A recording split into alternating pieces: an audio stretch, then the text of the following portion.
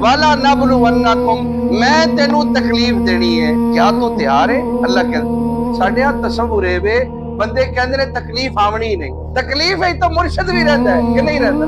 वो मुर्शिदा का मुर्शिद इमाम पाक इमाम हुसैन पाक, ये उन्हां तो तकलीफ नहीं टली। वो सन सियाणे, असीं आ कमले, असीं ते 10 रुपए ते ईमान बेच देने हैं ना। असीं कहना 10 बच जान बाकी है, वो असीं परेशान हो जाने 10 रुपये रब नूं देण वास्ते। हालांकि 10 रुपए कीमती नहीं, कीमती है तू। ये 100 कीमती ता बने क्योंकि तेरे नाल दी निस्बत हुई है।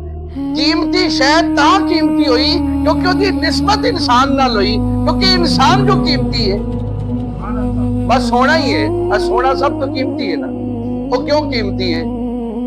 जे दुनिया ते बंदा ही कोई ना हो पावन वाला, ओदी की कीमत है? ट्रैक्टर ही ने चलावन वाला ही ना होवे, ओनू ड्राइवर दी जरूरत, ते ड्राइवर इंसान है।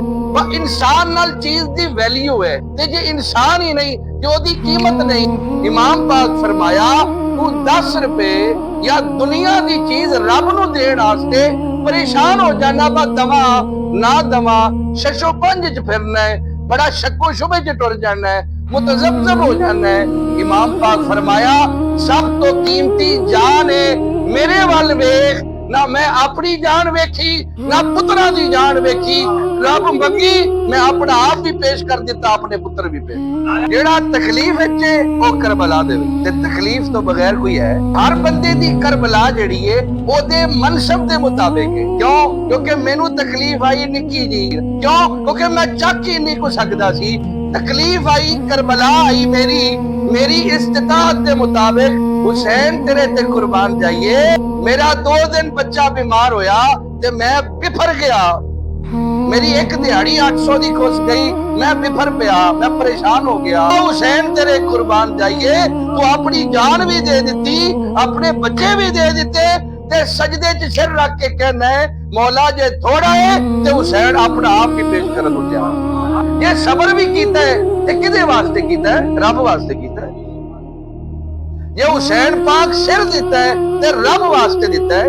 ये हुसैन पाक निकले ने ते रब दे निजाम दा रोला सी ना, रोला ते रब दी जात विच पैंदा सी।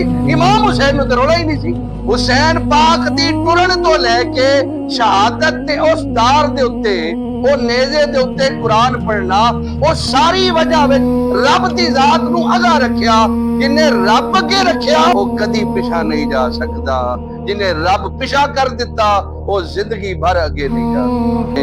असी ना दुख च रब वल टुरे, ना सुख च रब वल, ना ओना फरमाया कि मैं तकलीफ विच अल्लाह दा सजदा नहीं छड्या ते तू सहूलत विच सजदा छड्ड दिता। ओना क्या मैं करबला दी गरम रेत नूं चटाई बना लिया, सूरज नूं पक्खा बना लिया ते सजदा नहीं छड्या। तू चटाई भी विछाई बैठा है, तू पक्खा भी लाई बैठा है, अजे भी सजदा करन नूं तैयार नहीं।